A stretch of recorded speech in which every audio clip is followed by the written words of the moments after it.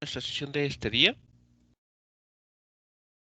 Y bueno, la clase pasada comenzamos el tema de ecuaciones de Maxwell y para ello eh, vimos una definición dentro del contexto del que vamos a estar trabajando de lo que es un campo. Y un campo lo vamos a entender como una representación de la distribución de una magnitud física. Una magnitud física que puede ser un escalar, es decir, un número y una unidad de medida simplemente, como la energía potencial, gravitacional, la energía potencial electrostática o la temperatura. También otro ejemplo podría ser la altura para describir las distintas elevaciones que existen en una región determinada. A su vez, eh, los campos para cantidades vectoriales, que consisten en asociar a cada punto del espacio un vector, es decir, una cantidad que tiene dirección y magnitud, como el campo de las fuerzas gravitacionales en la Tierra, un campo eléctrico o el gradiente de temperatura. Y justamente en este último tipo de campo es en el que vamos a estar trabajando durante las siguientes sesiones. Y en particular comenzamos hablando de la ley de Gauss. Y bueno, esencialmente lo que tratamos la clase pasada, déjenme compartirles una, una siguiente pantalla en el explorador. Esencialmente lo que comentamos al respecto es, nosotros tenemos una región en el espacio que pues inicialmente la podemos imaginar que está vacía, no hay nada en ella, pero si nosotros colocamos, como en este caso, una carga eléctrica positiva, lo que se hace es modificar esa región del espacio, modificar algunas de sus propiedades. Y en este caso, lo que estaremos generando es justamente eh, un campo de fuerza, es decir, una distribución de fuerza en esa región circundante en el espacio. Si nosotros hacemos lo que ustedes ven en sus cursos de electricidad y magnetismo, ir colocando una carga de prueba unitaria en las vecindades de dicha carga eléctrica positiva, lo que hacemos es dibujar cuál será la fuerza en cada punto del espacio. Y esa distribución de fuerza por unidad de carga es a la que se le conoce como el campo eléctrico. Entonces, de esa manera tenemos lo que observamos aquí, cómo vectores parecen salir de la carga eléctrica positiva e irse pues dispersando, ¿no? Por todo el espacio. Aquí se está ejemplificando dos cosas. La dirección que experimentaría una carga colocada en cada punto del espacio, pero además la intensidad o el módulo de la fuerza que se ejercería sobre dicha partícula. Si estamos muy cerca de la carga eléctrica, podemos ver cómo la fuerza que experimentaría una carga de prueba se incrementa en comparación a si la carga se coloca en un punto muy alejado de dicha carga eléctrica. Bueno, eso es para una carga eléctrica positiva. Para una carga eléctrica negativa, lo que tendremos es lo siguiente. También tendremos una distribución de las fuerzas eh, que una partícula o una carga de prueba experimentaría si se colocara en la región circundante a esta carga eléctrica negativa.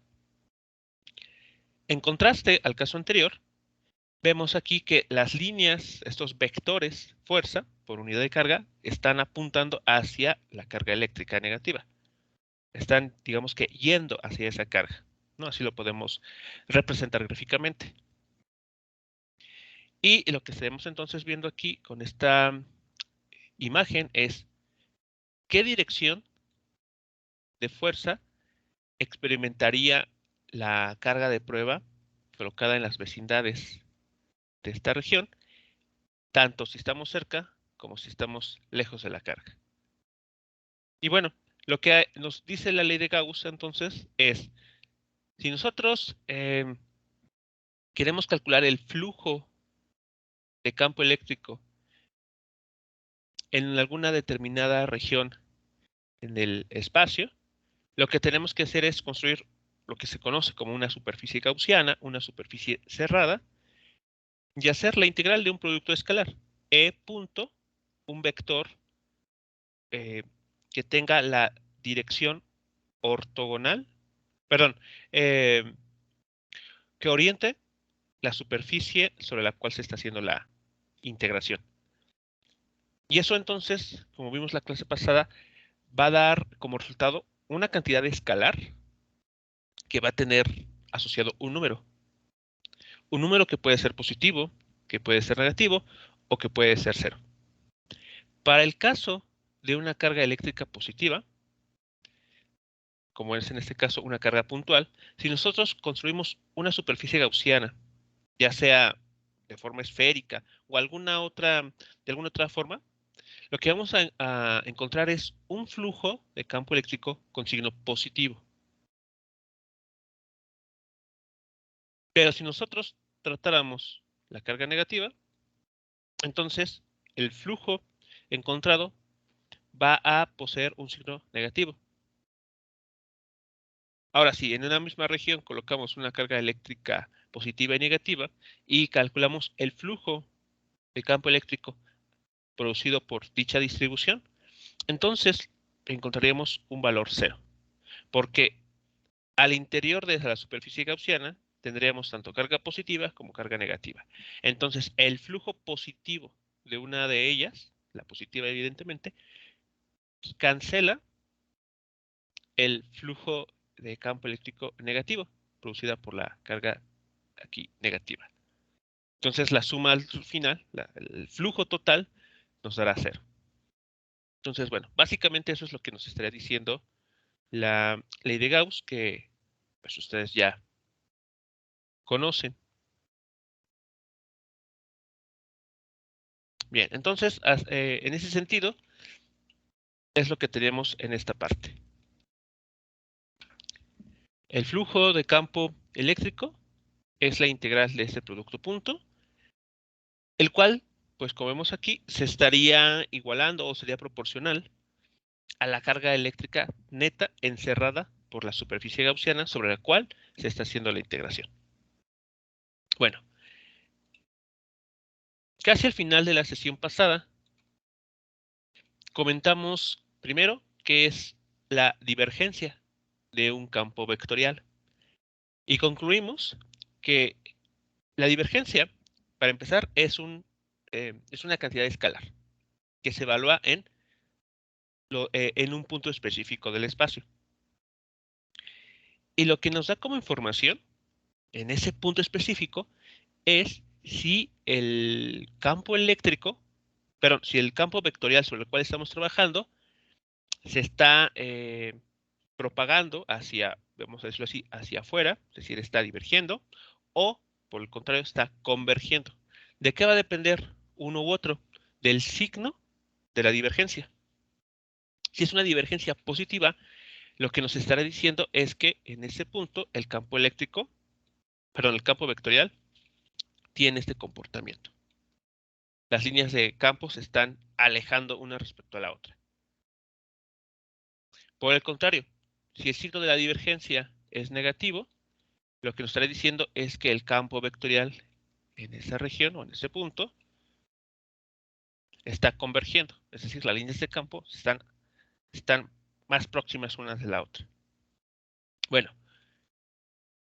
ahora, existe un resultado llamado el teorema de la divergencia, que lo que nos dice es, si nosotros calculamos el flujo de un campo vectorial, como es el caso del campo eléctrico, a través de una superficie cerrada, eso es exactamente igual o equivalente a tomar la divergencia de todos los puntos que están encapsulados por esa superficie gaussiana e irlos sumando. Entonces vamos sumando la divergencia, lo voy a poner así, aquí en este punto, más la divergencia aquí, por acá, y así, con todos los puntos que están dentro de esta superficie cerrada. Eso evidentemente, pues al final conecta con integrar. Hacer una integral de todos estos valores sobre el volumen que estamos aquí encerrando. Y eso es lo que estaremos encontrando. ¿Vamos bien hasta aquí? ¿Preguntas, comentarios sobre lo que se ha comentado?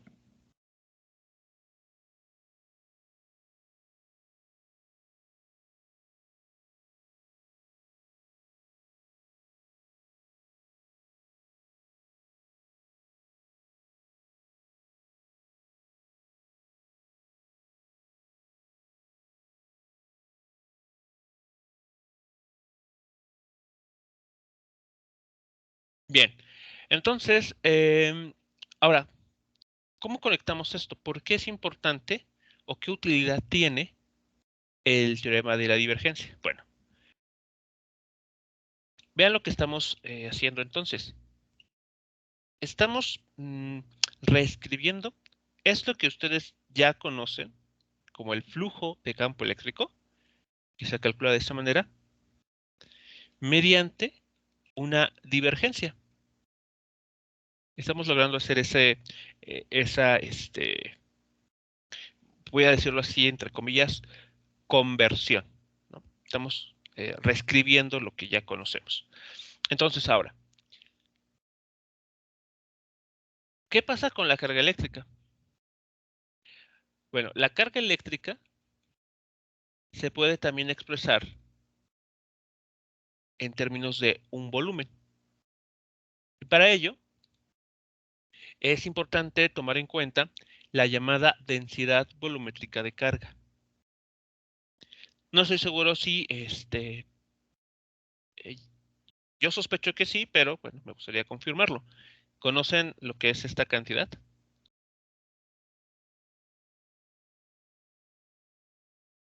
Hay tres tipos de densidades de carga. Densidad lineal, que podemos pensar que es como la carga eléctrica se distribuye en una varilla muy delgada. La densidad superficial, como la carga se distribuye en por ejemplo, en un disco o en una placa muy delgadas. O bien la densidad volumétrica de carga, que nos dice cómo la carga eléctrica se distribuye en todo un volumen.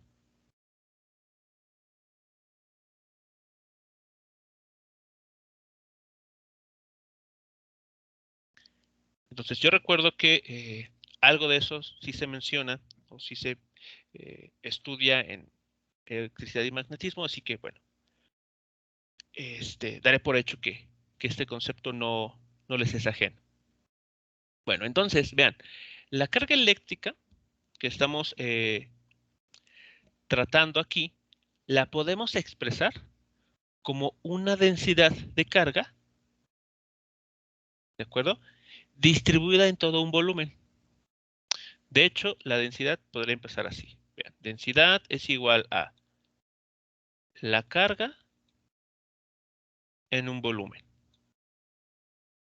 Pero esto también esta razón la podemos ver también como elementos muy pequeñitos de carga en en una pequeña región del espacio.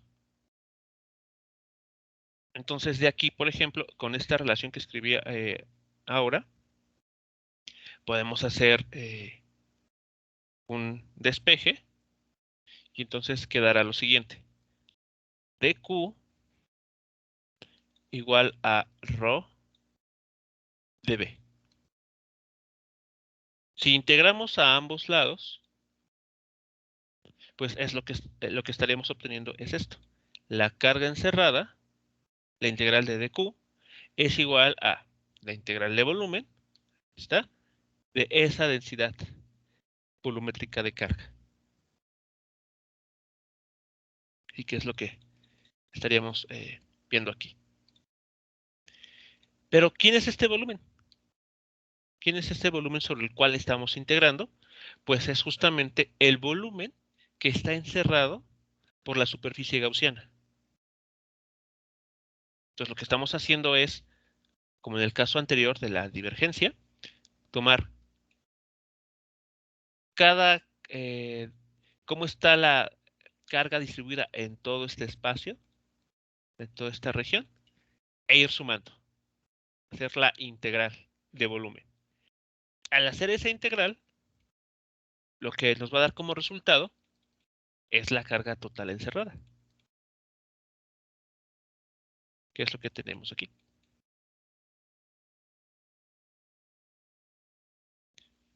¿Hasta aquí alguna pregunta o comentario con esta manera de reescribir la carga encerrada?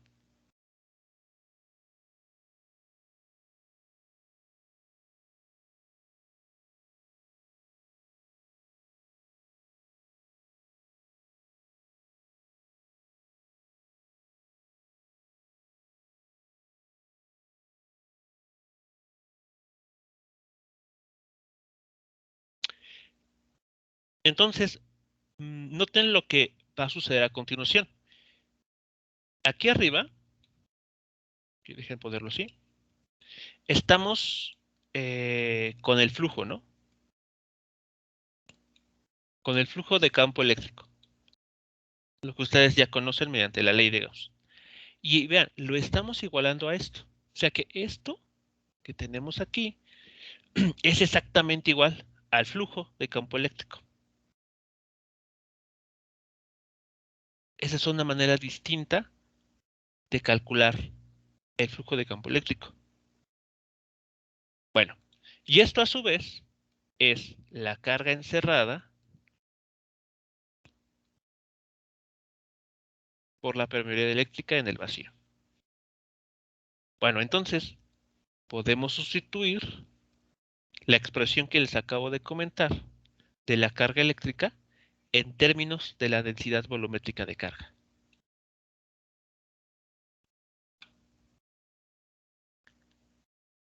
¿De acuerdo? Entonces aquí nosotros podemos hacer esta sustitución. Y noten lo que está sucediendo.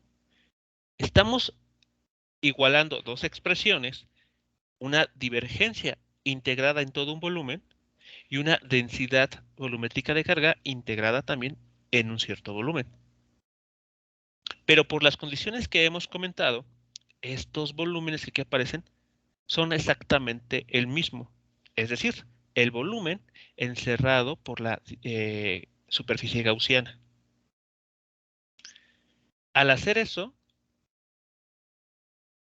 lo que estaremos obteniendo es lo siguiente.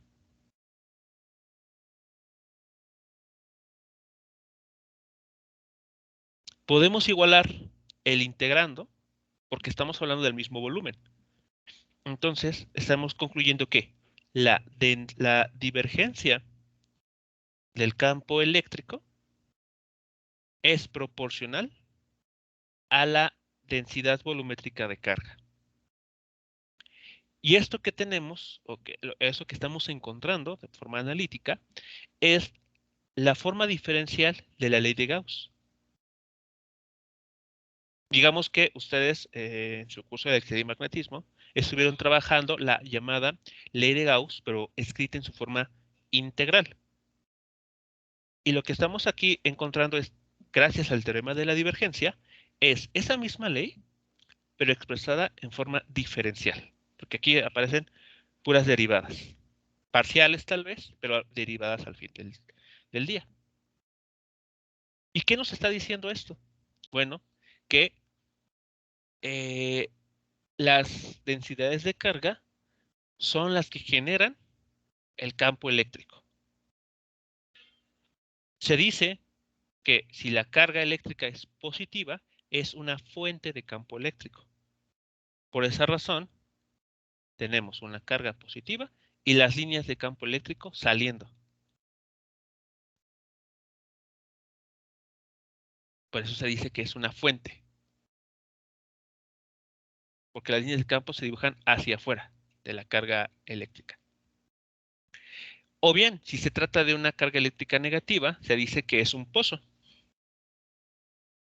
porque las líneas de campo parecen terminar en la carga eléctrica negativa.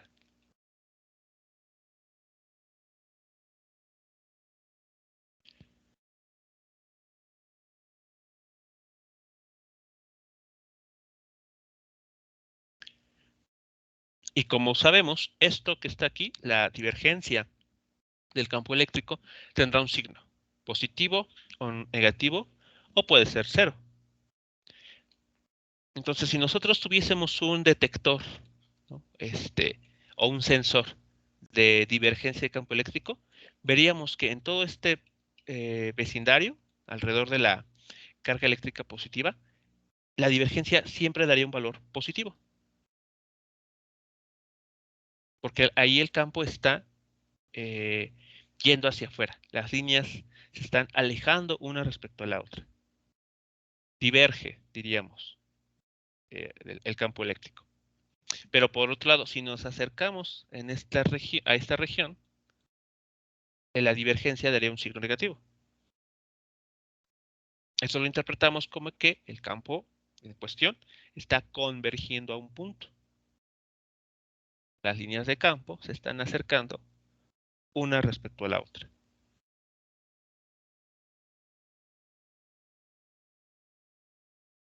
Bien, preguntas, comentarios sobre ese resultado que estamos obteniendo.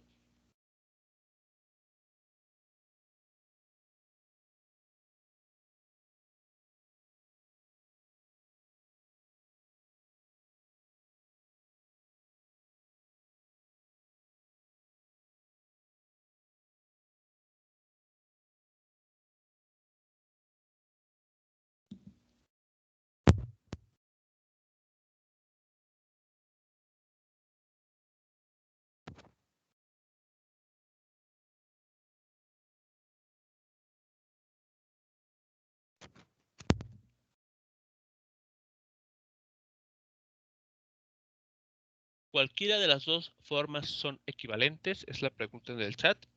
Eh, si nos estamos refiriendo a la forma integral y la forma diferencial de la ley de Gauss, es correcto. Son exactamente equivalentes. Y la equivalencia la estamos obteniendo gracias al teorema de la divergencia. Esa es la que nos permite conectar la forma integral con la forma diferencial de la ley de Gauss.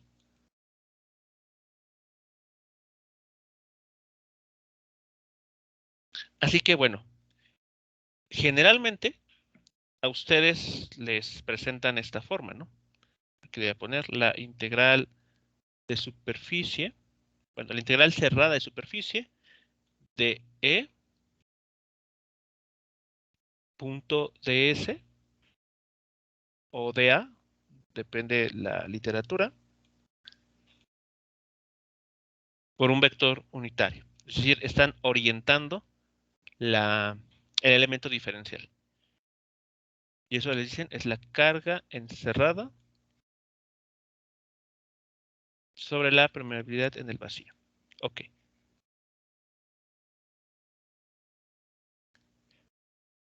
Esto que estamos aquí encontrando nos estaría dando la misma información que esto que acabamos de encontrar aquí.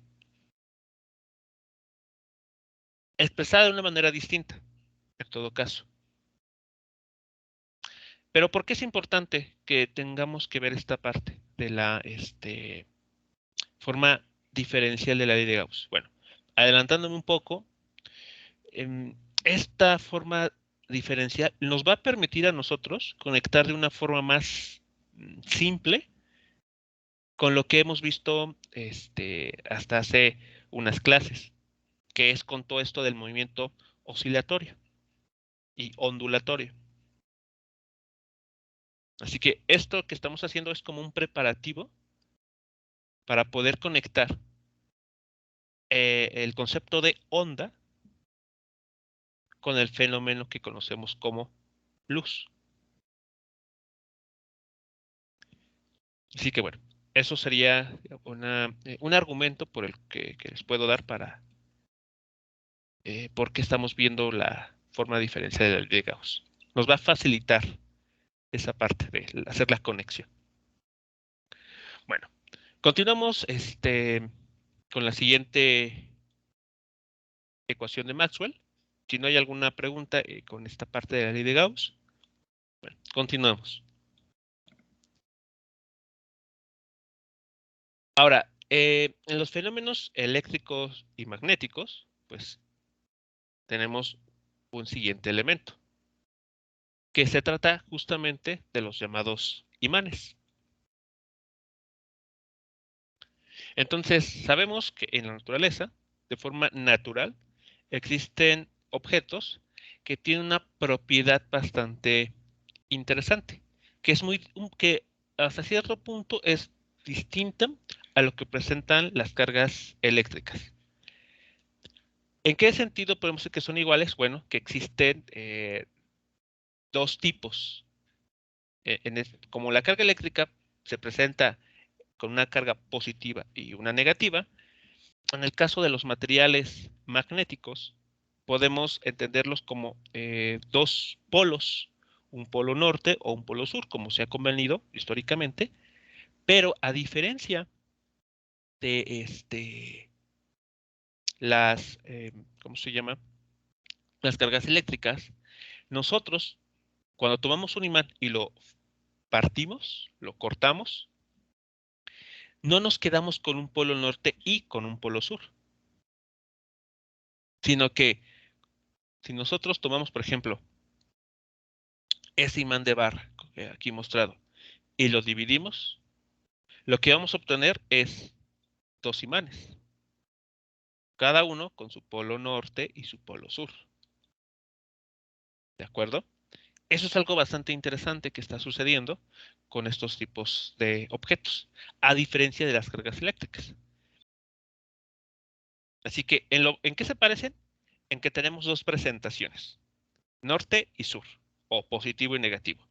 La diferencia es que eh, las cargas eléctricas pueden existir una independientemente de la otra. Podemos tener entonces un objeto cargado positivamente y a lo lejos un objeto cargado eléctricamente de forma negativa. Pero con los llamados imanes no sucede esto. Y seguramente tal vez si ustedes han experimentado con algún imán que han tenido en su vida y lo han dividido, habrán notado esto justamente. Al irlo partiendo en trozos más pequeños, lo que vamos obteniendo son imanes más pequeños, cada uno con su polo norte y su polo sur. Bueno, entonces, en este caso, ¿cómo entendemos lo que está sucediendo aquí? ¿Vale? Con los imanes.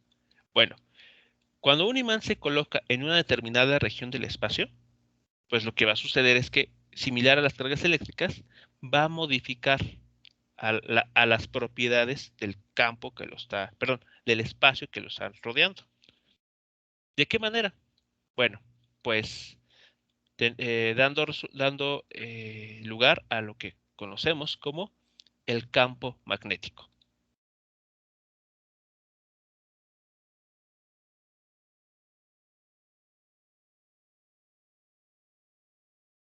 Ok, muy bien. En el chat están comentando que en algún momento se rompió un imán de neodimio y se encontró que cada una de las partes tenían sus correspondientes polos, norte y sur. Entonces, bueno, eso es algo que está sucediendo con los imanes. Y bueno, eh, vamos a encontrar una forma explícita para ese fenómeno, ¿no? Así como bueno, ustedes conocen una ley de Gauss para el campo eléctrico, podemos establecer una ley de Gauss para el caso magnético. Y es justamente a lo que vamos a llegar en unos instantes más. Y para ello, pues bueno, vale la pena recordar lo que es el campo magnético, que se suele utilizar la letra B para indicarlo, ¿no? O para señalarlo. Bueno, entonces, el campo magnético es también una cantidad vectorial Es decir, a cada punto del espacio le vamos a asignar un vector. Una flechita, si lo vemos de forma simple, con su propia dirección y magnitud. Bueno, pero ¿qué estaría representando esta cantidad vectorial? Bueno, la fuerza, o en este caso, sí, la fuerza y la orientación que tendría si colocáramos, por ejemplo, una brújula en las vecindades de estas piezas, de un imán en forma de barra o en un imán con forma de herradura, ¿no? Como tenemos aquí. Entonces, si nosotros acercáramos una brújula, la aguja de la brújula, veríamos cómo se orienta, dependiendo de en qué región del espacio alrededor del imán nos estemos situando. Entonces, bueno, voy a cambiar de pantalla para mostrarles justamente esa parte.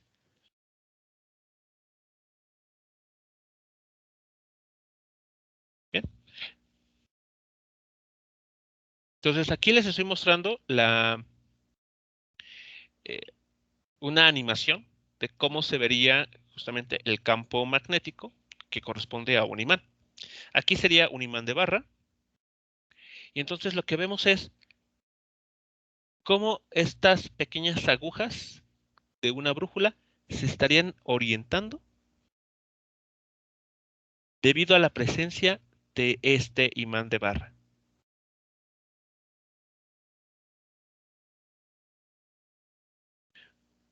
Ustedes, por ejemplo, pueden ver aquí lo que llamaríamos las líneas del campo magnético. El punto de color rojo, eh, históricamente lo hemos convenido como el polo norte.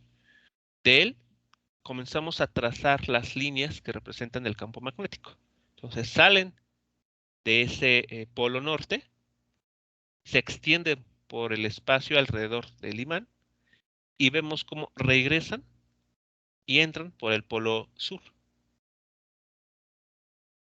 Si nosotros colocáramos, por ejemplo, limaduras de hierro o bien eh, pequeñas agujas de imanes, perdón, de pequeñas agujas de brújulas, veríamos cómo todas ellas se orientan siguiendo este patrón. El polo, lo que llamamos el polo sur de esas agujas, todas apuntan hacia el polo norte.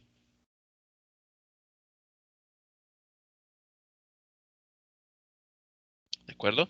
Y conforme nos vamos acercando al polo opuesto, al polo sur, podemos ver, podemos ver cómo ¿cómo se llaman? Las agujas que estamos aquí considerando se van reorientando. Cómo cambian de dirección. Ahora las que vamos a llamar polo norte, las secciones rojas, están apuntando hacia el polo sur.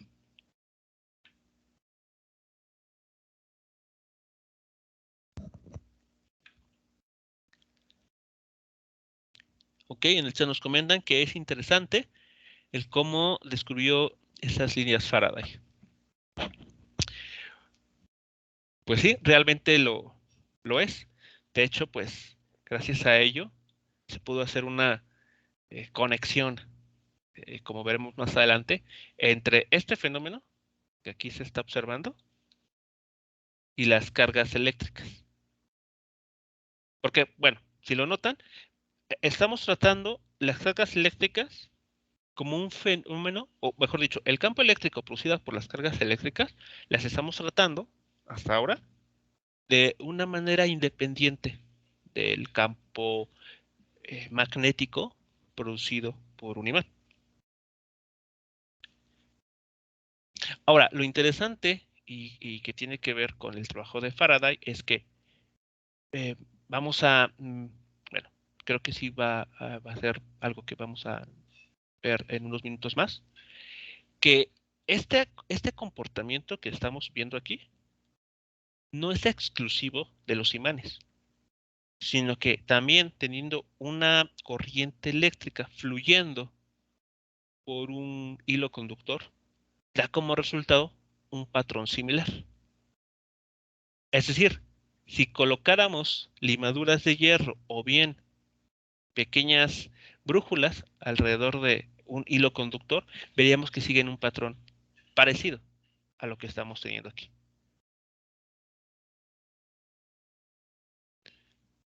Entonces, eso ya establece pues, una conexión bastante interesante entre estos dos elementos que estamos viendo. Una carga eléctrica y un imán. Bueno, entonces, lo que quiero que noten en esta parte es cuál es el comportamiento que tienen las líneas del campo magnético en un imán.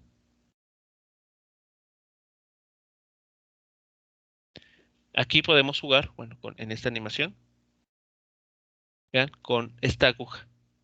Vean cómo se va reorientando según estemos próximos a un polo o a otro.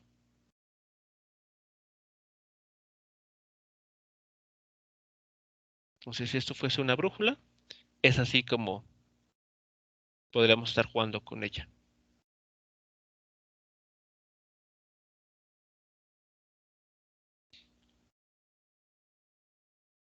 Bien, vamos entonces a pasar a la pizarra para, bueno, encontrar una especie de ley de Gauss para este tipo de fenómeno o este tipo de elementos.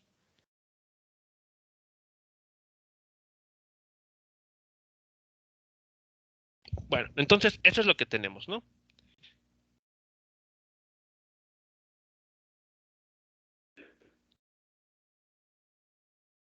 Ok, esta imagen recordó a lo que se mencionó sobre las cargas dentro de una superficie gaussiana cuando se tiene una carga positiva y una carga negativa.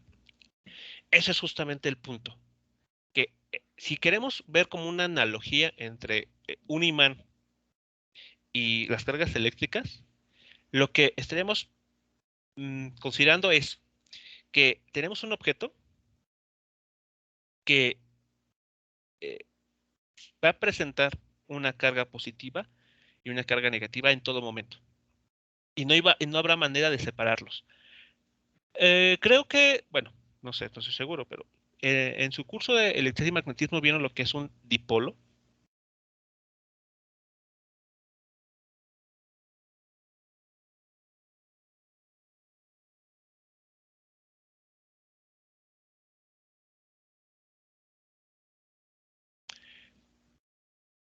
Un dipolo es o se forma poniendo una carga eléctrica y una carga, bueno, una carga eléctrica positiva y una carga eléctrica negativa del mismo valor, es decir, un coulomb de una, un coulomb de la otra, a una determinada distancia. Entonces, lo que se forma es un objeto, un elemento que está cargado negativamente de un lado, como tenemos aquí, y del otro lado, cargado positivamente. Es algo que sucede, por ejemplo, con las moléculas. Las moléculas están formadas por átomos y estos átomos pues tienen, como sabemos, cargas eléctricas en sus vecindades, los electrones, y en los núcleos, cargas positivas. Bueno, entonces cuando se forma una molécula, por ejemplo, el agua, gracias a las interacciones entre estos elementos, entre los electrones que forman esos átomos, las cargas se van acumulando. Digamos, los electrones se acumulan, se abultan en una región específica del espacio. Entonces, al incrementarse las cargas negativas en esta región, pues tienen una carga eléctrica negativa neta. Y del otro lado, al tener menos electrones, pues la carga con la que terminan es positiva. Entonces tenemos ahí lo que se conoce como un dipolo. Entonces pueden notar que es muy parecido a esto. Es como el análogo. Tenemos una carga negativa de un lado, pero es el mismo objeto. Ese es el punto importante. Estamos hablando del mismo objeto. Pero ese mismo objeto, por un lado, tiene una mayor presencia de cargas eléctricas negativas y en el otro lado un déficit. Entonces, al tener un déficit de carga eléctrica negativa, pues decimos que está cargado positivamente. Entonces, bueno, es lo que estaremos observando aquí.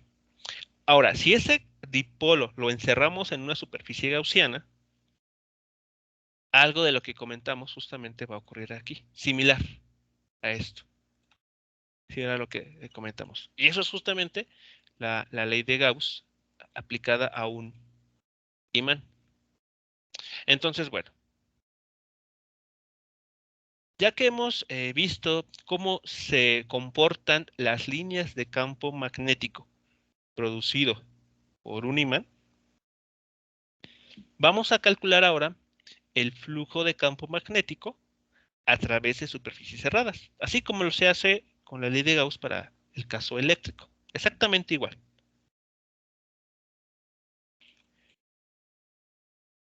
Entonces, lo que va a pasar es lo siguiente. Entonces, vean aquí. He tomado las mismas figuras anteriores y lo que he hecho es encerrar distintos elementos en cada una de ellas para encontrar el flujo de campo magnético. Entonces, bueno, a ver, déjenme editar un poco esto para que. ¿Ok? Vale, entonces comenzamos con esta parte. Vean, esta superficie gaussiana, una superficie cerrada, está encapsulando solo al polo norte. Perdón, polo sur, aquí. Y esta otra está encapsulando al polo norte. Y bueno, si hacemos un acercamiento, vean, podemos ver que estas líneas de campo están saliendo de la superficie gaussiana. Van hacia afuera de la superficie gaussiana. Entonces podemos decir, pues tenemos un flujo de campo magnético positivo, ¿cierto? Porque las líneas de campo están saliendo de la superficie gaussiana. Sin embargo, hay un detalle que a veces no es tan evidente, que al interior del imán también se están presentando líneas de campo magnético. Es decir, aunque nosotros desde afuera podríamos pensar que las líneas de campo en un imán están saliendo del polo norte y terminan en el polo sur, lo que realmente está sucediendo al interior es que esta línea de campo está continuando. Todas ellas están continuando. Pero claro, eso no nos es evidente porque pues no tenemos una vista de rayos X como para ver, ¿no? Cómo va hacia adentro o qué está pasando al interior del imán.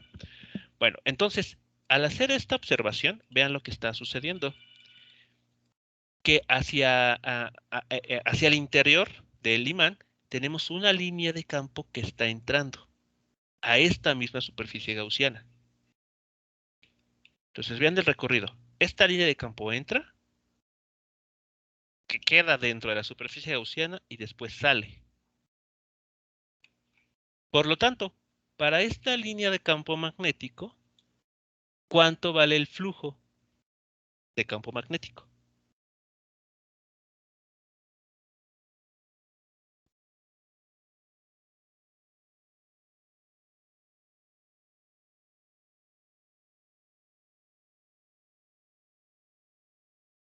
Para esa línea completa.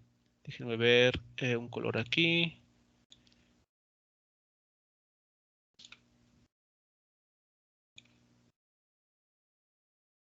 Para toda esta.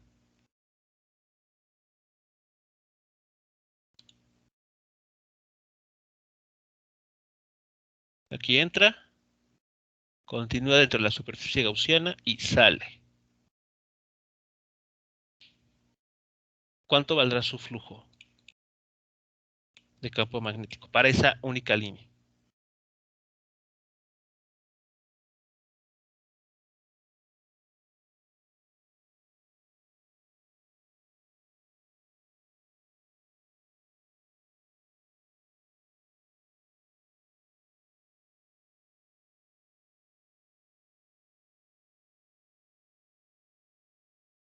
A ver, cuando una línea de campo, en este caso campo magnético, sale de la superficie gaussiana, ¿cuál es el signo de ese flujo?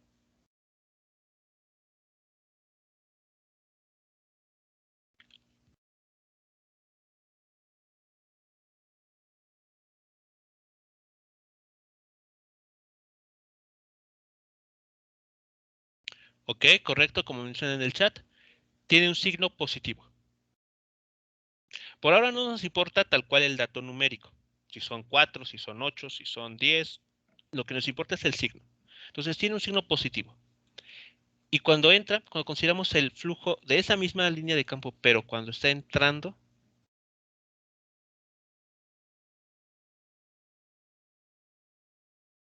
¿cuál es el signo de ese flujo magnético?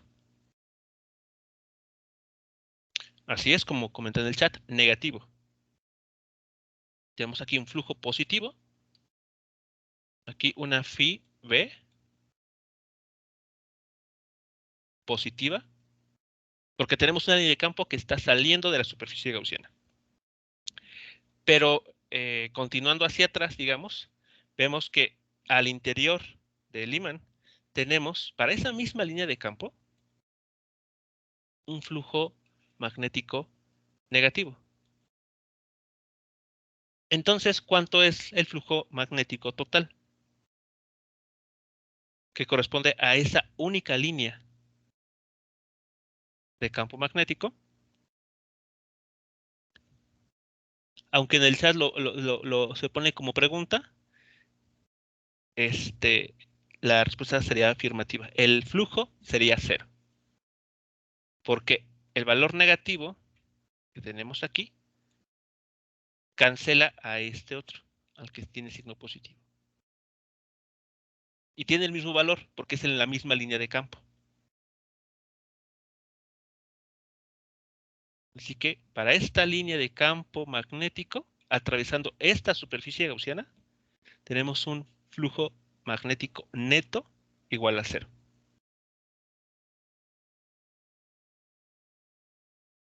¿Vamos bien hasta aquí con esta idea?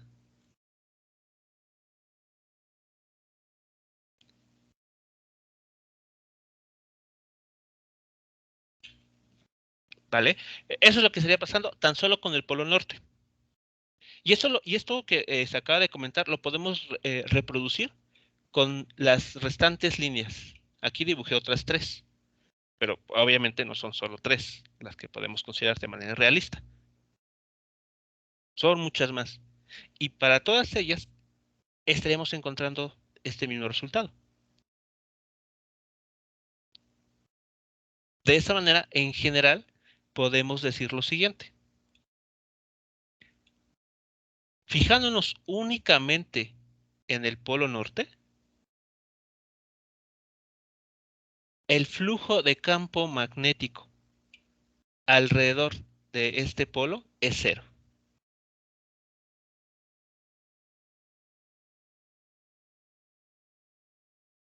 ¿De acuerdo? Eso es lo que estaría sucediendo aquí. Y lo mismo para el polo sur. Para esa superficie gaussiana, vean lo que estaría pasando. Tenemos una línea de campo que entra, es decir, un flujo de campo magnético negativo. Pero esta misma línea continúa. Y vean aquí. Bueno, a ver si dibujo con otro color. Creo que con este se vería. Ahí está. Esta línea continúa al interior del imán.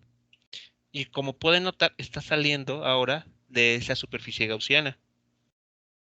Entonces, un flujo de campo negativo más, para esa misma línea de campo, un flujo de campo magnético positivo, se cancelan.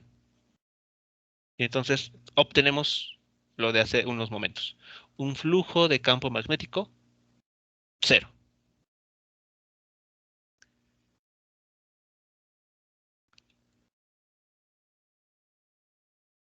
Por esta razón, aquí es lo que indiqué. Flujo de campo magnético igual a cero.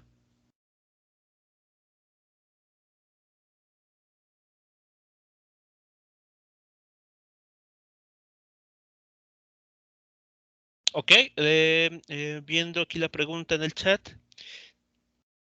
¿la divergencia para un campo magnético sería cero? Eso es cierto. Eso es a lo que estaríamos llegando. Eso es lo que estaría sucediendo para el campo magnético en cualquier punto del espacio.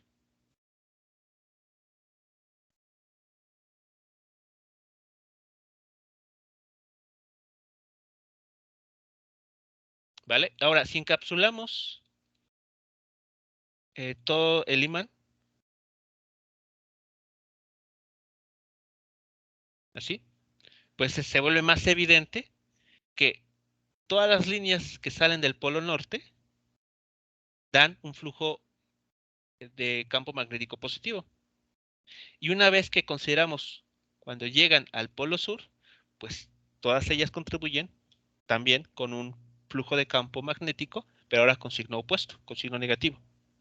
Entonces la suma de todas esas contribuciones nos daría cero.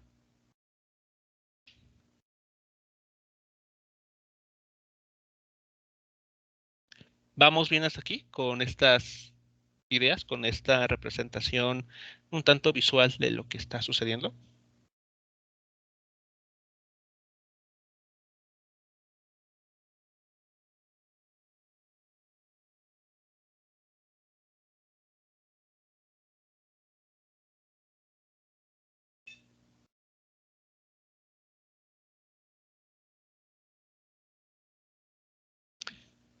¿Vale? Entonces, eso es lo que estaría pasando, ¿no? El flujo de campo magnético sería cero, independientemente en qué punto del espacio nos encontremos.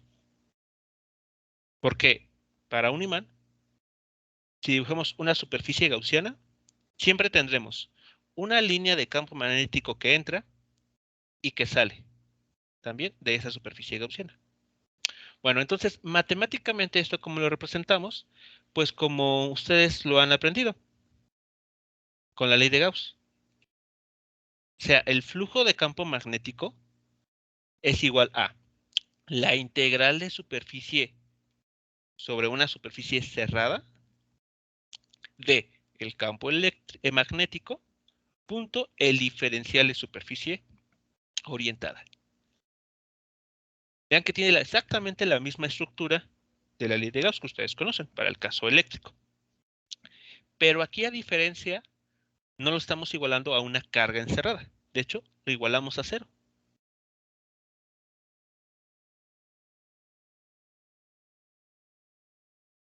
¿Vale?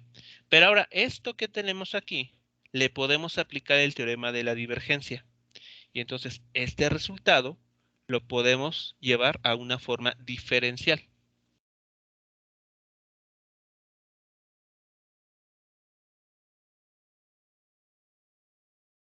Aplicando la ley de Gauss, perdón, el teorema de la divergencia, convertimos esto que está aquí en color verde a una integral de volumen de la divergencia del campo B. Pero esto es igual a cero.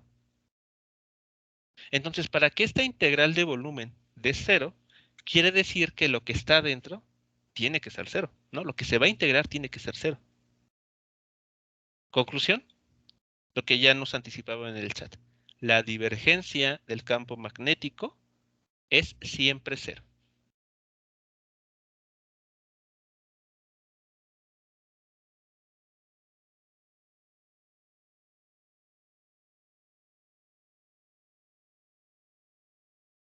Ahora, ¿qué importancia tiene esto o cómo interpretamos este resultado?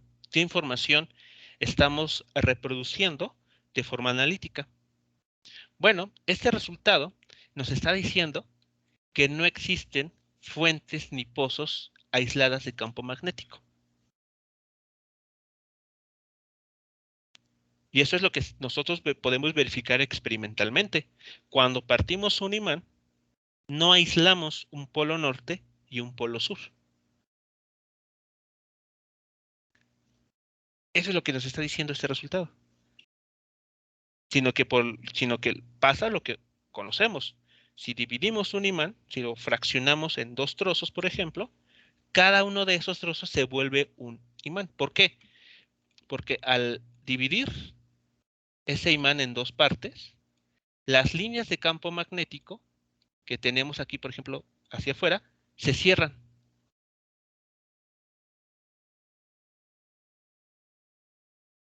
Formando el imán, un nuevo imán, respetando eso que tenemos aquí, divergencia cero. Y el otro trozo ocurre lo mismo. Aquí teníamos líneas que estaban entrando, pero al momento de dividirlo, estas líneas se cierran,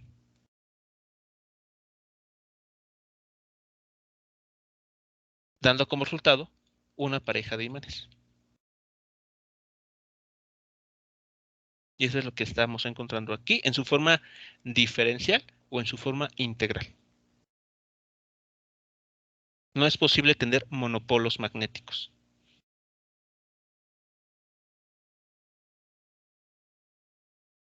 Así que a diferencia de las cargas eléctricas, estos tipos de objetos siempre vienen en parejas.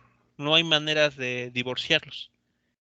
Siempre, bueno, en este caso la naturaleza responde de manera que al ir tomando un imán de barra, por ejemplo, e irlo partiendo, vamos obteniendo imanes más pequeños.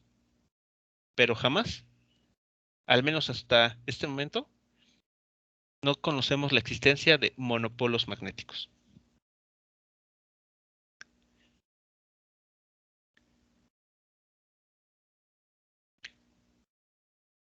Y bueno, bajo esta característica de divergencia igual a cero, decimos que el campo magnético es un campo solenoidal. Es el nombre técnico que recibe este campo, dado que su divergencia es cero.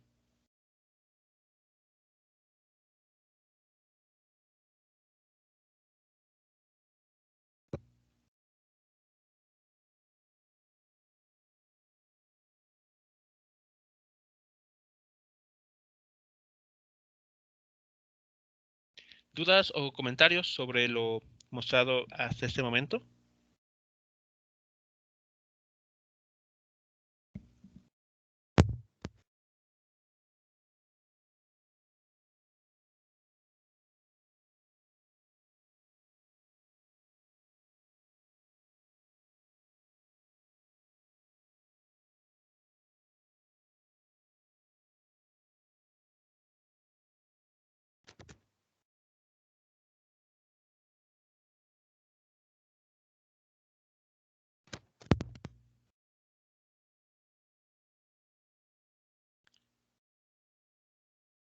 Bien, entonces, lo que hemos aquí repasado,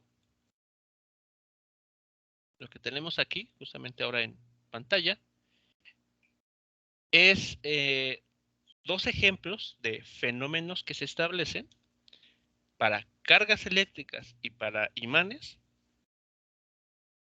digamos que fijos en el tiempo. Por esa razón se conocen cada una de estas, bueno, estos fenómenos como fenómenos en electrostática, o sea, cargas en reposo, y magnetostática, imanes en reposo.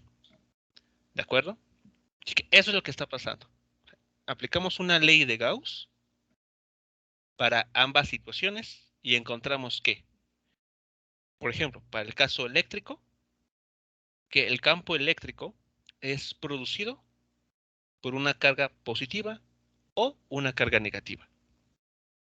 Y dependiendo del signo de dicha carga, el campo eléctrico dará una divergencia positiva o una divergencia negativa. Para el caso magnético, lo que encontramos es que independientemente de en qué región del espacio nos encontremos, el flujo de campo magnético a través de una superficie cerrada o bien la divergencia de ese campo siempre dará cero. ¿De acuerdo?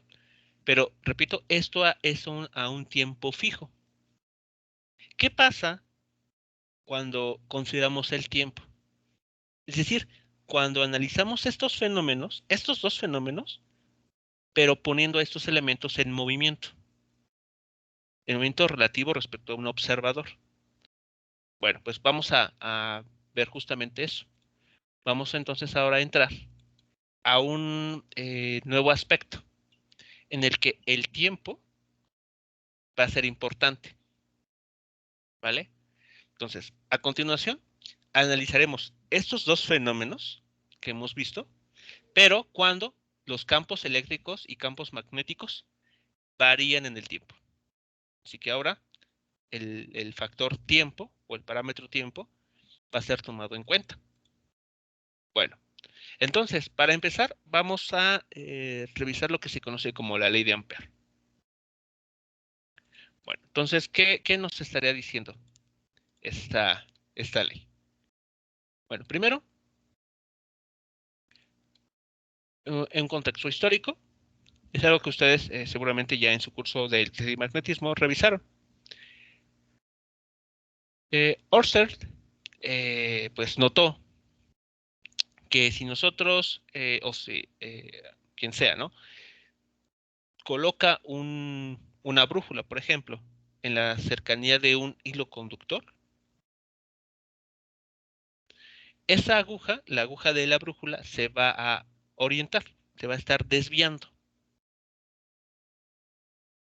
Es decir, se va a estar comportando como si estuviera cerca de un imán. Eso es lo que notó. Entonces eso pues llamó bastante la atención, ¿no? Como eh, esa aguja del imán, perdón, la brújula, se comporta de forma muy parecida a si se encontrara en las vecindades de un imán.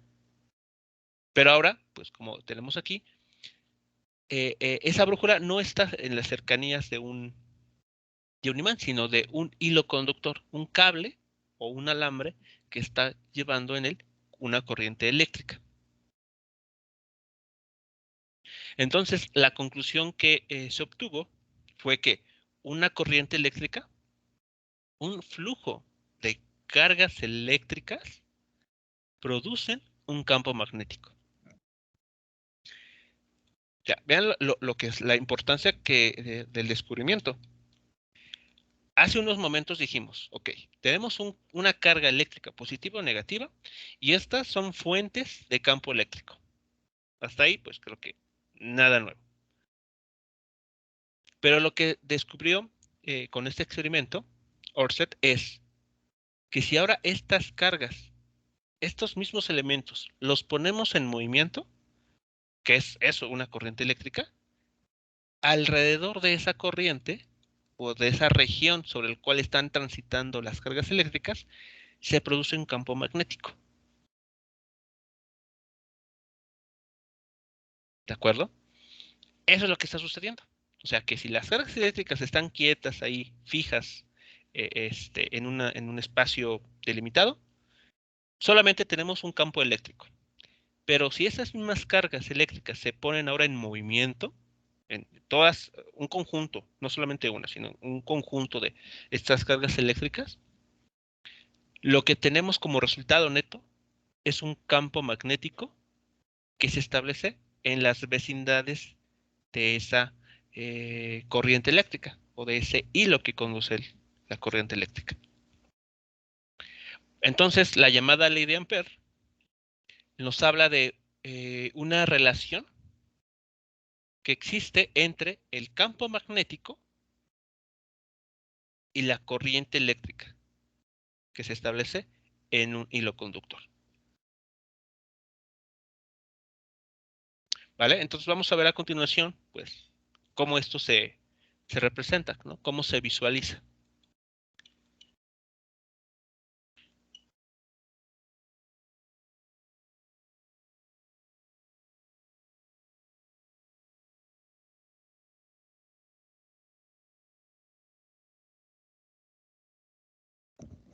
Ok, entonces aquí en estas dos primeras imágenes estamos representando visualmente lo que se acaba de comentar.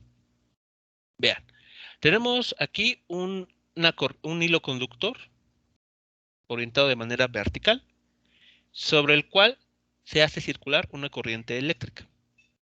En esta primera imagen de la izquierda, una corriente eléctrica que va hacia arriba. Bueno, entonces tenemos cargas eléctricas en movimiento. Si nosotros acercamos una brújula en las cercanías de este hilo conductor, lo que veremos o lo que notaremos es cómo la aguja se orienta en una determinada dirección. Y esa determinada dirección nos recuerda al comportamiento que seguiría si se estableciera un campo magnético siguiendo esta orientación, como tenemos aquí. Un sentido antihorario. De hecho, si uno no está seguro de que esta sea la dirección del campo magnético que se establece aquí, puede utilizar la regla de la mano derecha. Lo que habría que hacer es orientar el dedo pulgar en la dirección de la corriente eléctrica, es decir, el pulgar hacia arriba, y al cerrar la palma de la mano derecha, vemos que los dedos se curvan siguiendo una dirección antihoraria. Entonces, la conclusión aquí es que cuando tenemos este flujo de carga eléctrica, se produce un campo magnético que tiene una dirección antihoraria. ¿Vamos bien hasta aquí entonces con esta primera idea?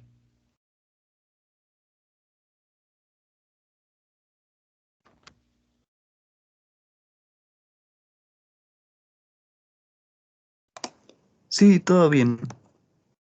Ok, muy bien. Bueno, ahora, ¿qué pasa si cambiamos la dirección de la corriente eléctrica? Invertimos esa dirección. Entonces, lo que se advierte a continuación es que al hacerlo, las líneas de campo magnético que se estarían produciendo alrededor cambian ahora de dirección. Ahora siguen una dirección horaria. Y eso igualmente ustedes lo pueden verificar utilizando la regla de la mano derecha. Entonces, pues aquí vemos dos resultados importantes, ¿no? La primera es que, e incluso la más evidente es, si tenemos un cable, un alambre, sobre el cual está transitando una corriente eléctrica, alrededor de ese alambre se produce un campo magnético. Un campo magnético que, como pueden ver, traza las líneas en una trayectoria cerrada. Y además, por otro lado, la dirección en la que se hace el recorrido, siguiendo estas líneas de campo magnético, depende de la dirección de la corriente eléctrica. Si tenemos una corriente, como aquí en esta primera imagen, yendo hacia arriba, en este dibujo, el campo magnético producido por dicha corriente eléctrica tiene una dirección antihoraria. Pero si invertimos la dirección de la corriente eléctrica, también la dirección del campo magnético producido se invierte, teniendo ahora líneas de campo en una dirección horaria.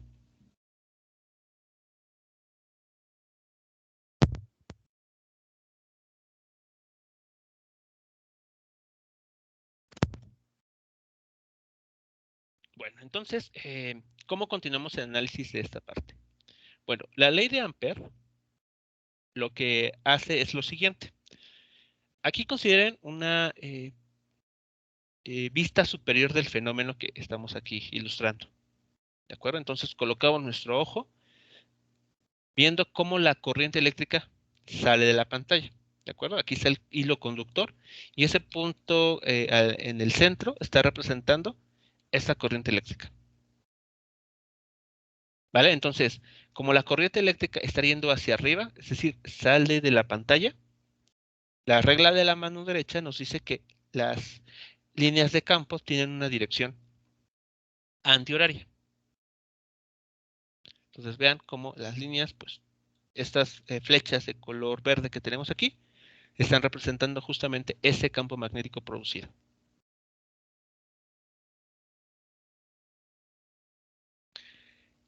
Noten que este campo sigue respetando la ley de Gauss que vimos hace unos minutos. Es decir, este campo sigue teniendo divergencia cero. ¿Cómo lo pueden verificar? Pues construyendo una superficie gaussiana cerrada. Vean, si aquí construyo una superficie gaussiana, la línea de campo magnético que entra es la misma que sale. Si deformo esa superficie gaussiana, por ejemplo, vean, lo pongo un poco más alargado, la línea de campo que entra es la misma que sale. Entonces, flujo magnético neto igual a cero. O si deformamos la superficie así, vean, notarán que tenemos tres líneas de campo magnético que entran, pero son las mismas tres líneas de campo magnético que salen. Así que, conclusión, un flujo de campo magnético igual a cero. O sea que este campo sigue cumpliendo lo que sucede para el caso de un imán.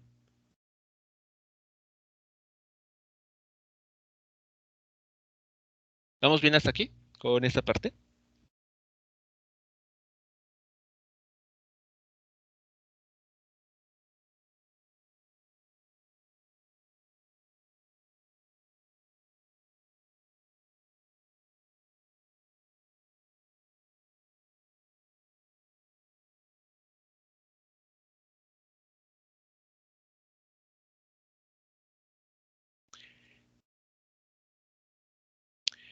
Bien, entonces, ¿qué nos dice la ley de Ampère al respecto? Bueno, lo que hace la ley de Ampère es tomar una trayectoria cerrada alrededor o que encierre eh, la corriente eléctrica. Entonces, esta trayectoria cerrada, vean, la estoy aquí representando por esta curva de color rojo. Y esta trayectoria que es cerrada no necesariamente tiene que tener una geometría específica o una forma definida. Aquí, por ejemplo, yo puedo haber dibujado simplemente un círculo, pero lo que me interesa es ir un poco más allá para entender bien lo que nos dice la ley de Ampère. Entonces, por esa razón, dibujé una trayectoria cerrada que tiene ahí varias imperfecciones, como pueden notar. Bueno, ¿por qué? Pero bueno, ¿eso para qué me permite decir al respecto? Bueno, lo que nos dice la ley de Ampère es lo siguiente.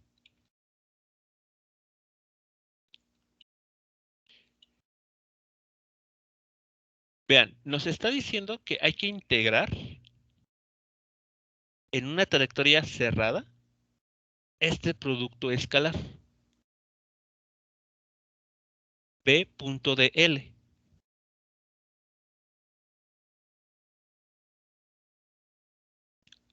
¿Recuerdan cómo se define el trabajo mecánico?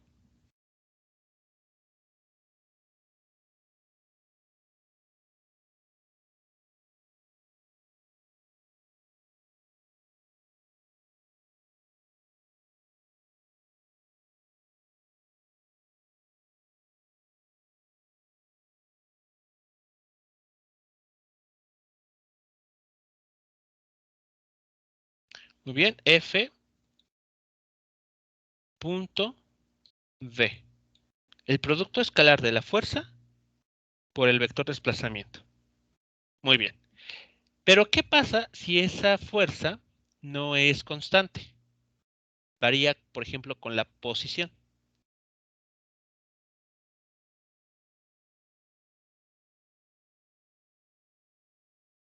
¿Cómo se calcula el trabajo mecánico bajo esa circunstancia?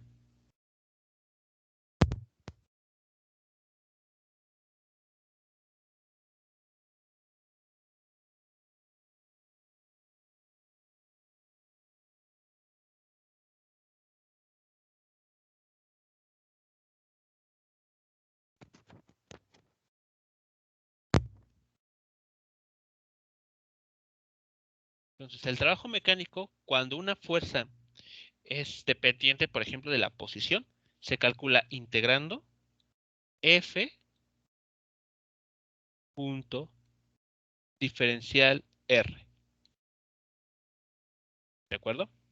Bueno, más que tal cual la integral que se está presentando aquí, lo que me interesa es recordar lo siguiente. Vean, si tenemos un objeto, una- un móvil que va a ir del punto A al punto B, siguiendo alguna trayectoria, por ejemplo así, y sobre él se aplica una fuerza para llevarlo del punto A al punto B, vean, el desplazamiento que va a seguir, pues va a estar variando, ¿no? Aquí va a estar siguiendo su desplazamiento, sería algo así, lo que estoy dibujando aquí con las flechas de color blanco.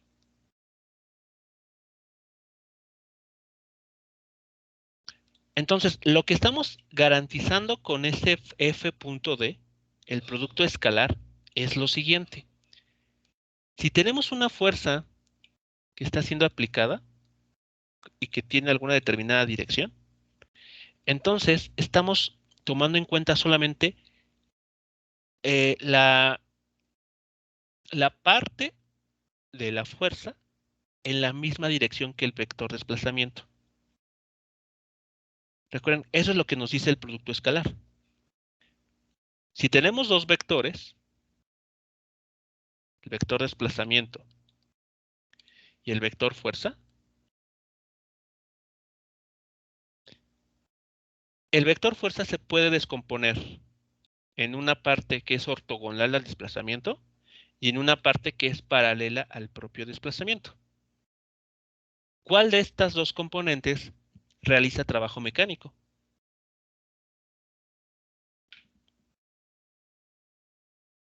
¿La componente perpendicular o la componente paralela al desplazamiento?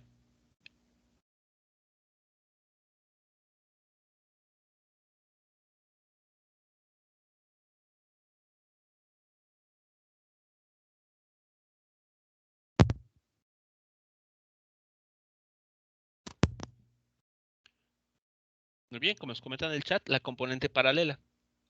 Esta componente es la que sí nos da un trabajo mecánico distinto de cero. Eso es lo que nos permite garantizar el producto escalar. O sea, al hacer este F punto D, lo que estamos haciendo realmente es quedarnos con la parte o con la componente de la fuerza que está siendo aplicada, que es paralela al desplazamiento. Eso es lo que estamos haciendo cuando hacemos un producto escalar. Y lo mismo sucede cuando la fuerza varía, por ejemplo, dependiendo de la posición. Al hacer ese producto escalar, F.dr, lo que estamos haciendo es quedarnos con la componente de la fuerza que es paralela a ese desplazamiento infinitesimal. Y ya después, pues hacemos la suma de todos esos, pequeños trabajos mecánicos mediante, pues, una integral, ¿no?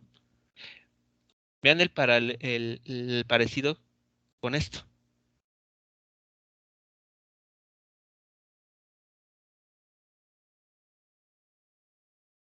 Entonces, lo que hace la ley de Ampère es lo siguiente. Vean, tenemos un campo magnético que dibuja o que podemos representar mediante circunferencias, ¿no? Mediante círculos concéntricos, en el que en el interior tenemos la corriente eléctrica. Bueno, cuando trazamos nosotros una trayectoria cerrada, por muy complicada o poco geométrico que sea, cuando hacemos B.dl, lo que estamos haciendo en cada punto es lo siguiente. Vean, el campo magnético en este punto tiene esta dirección. Déjenme remarcarlo. Así. Ok, con ese color.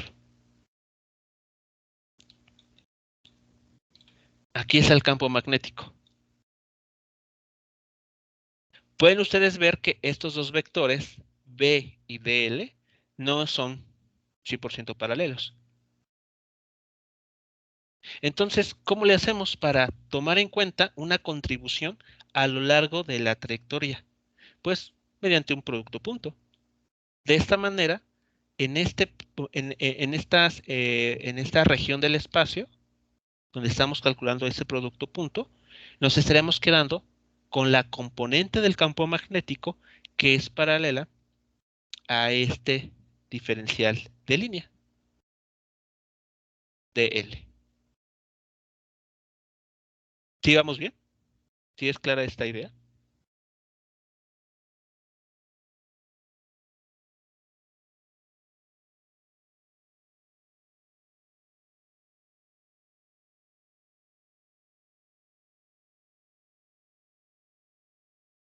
¿Vale?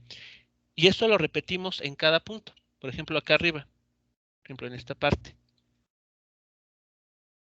Aquí ustedes pueden notar que el campo magnético tendría esta dirección.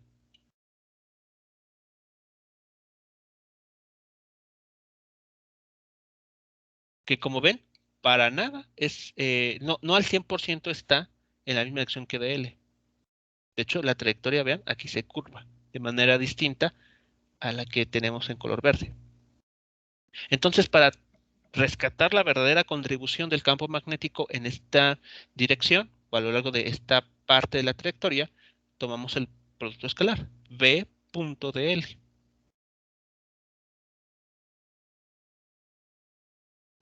Y así con cada punto en toda esa trayectoria de color rojo. Y al final, ¿qué es lo que hacemos? Pues lo sumamos todos. Es decir, hacemos esta integral cerrada a lo largo de toda esa trayectoria de color rojo. Y lo que nos dice la ley de Ampère es que esta integral que estamos calculando, que se conoce como circulación, es proporcional a la corriente eléctrica que ha sido encerrada por esta trayectoria de color rojo.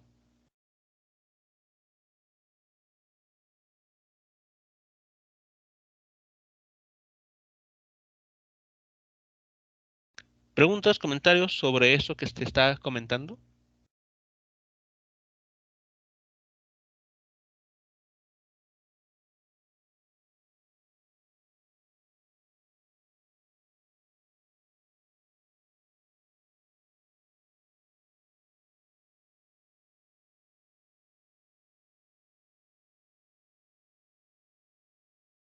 No creo que esté diciendo algo nuevo, porque bueno, asumo que vieron la ley de Ampère en su curso de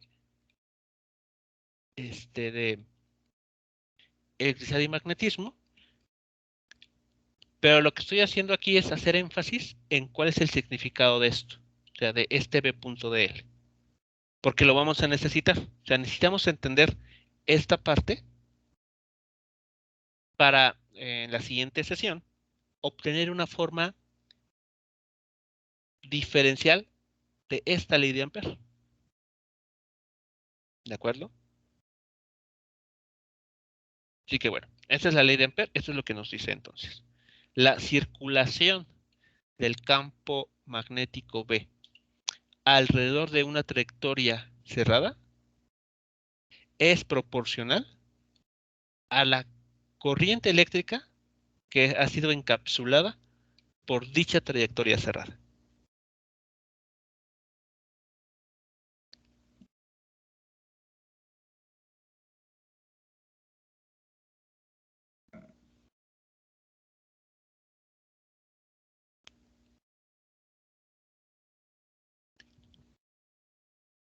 Bien, jóvenes, pues bueno, les pediré entonces que para la siguiente clase, bueno, ya sea que lo consulten en sus notas que tengan sobre sus cursos pasados, o bien lo busquen en internet.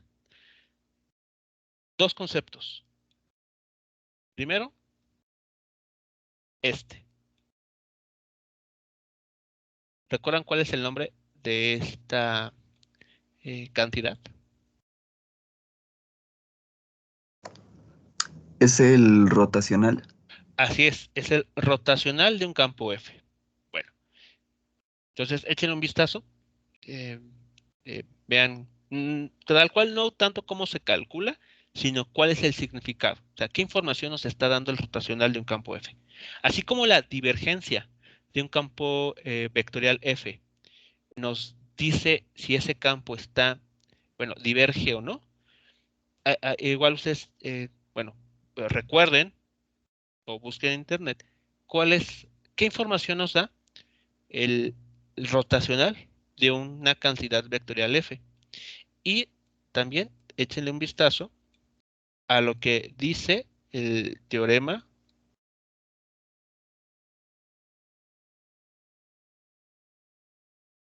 de Stokes.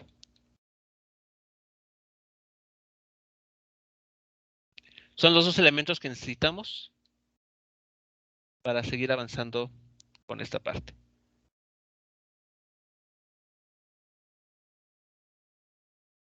Tal vez una vez que chequen qué información proporciona el rotacional, puedan ahí como que hacer una conexión entre lo que acabamos de ver justamente con la ley de Ampère.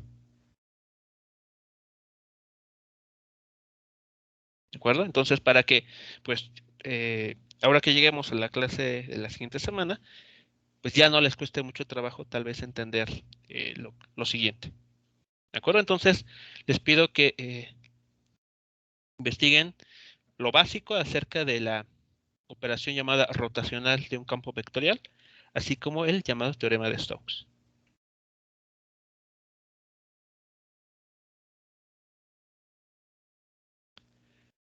Bien, jóvenes, pues si no queda alguna pregunta, algún comentario pendiente por atender, estaremos terminando nuestra sesión de este día y nos estaremos escuchando la siguiente semana.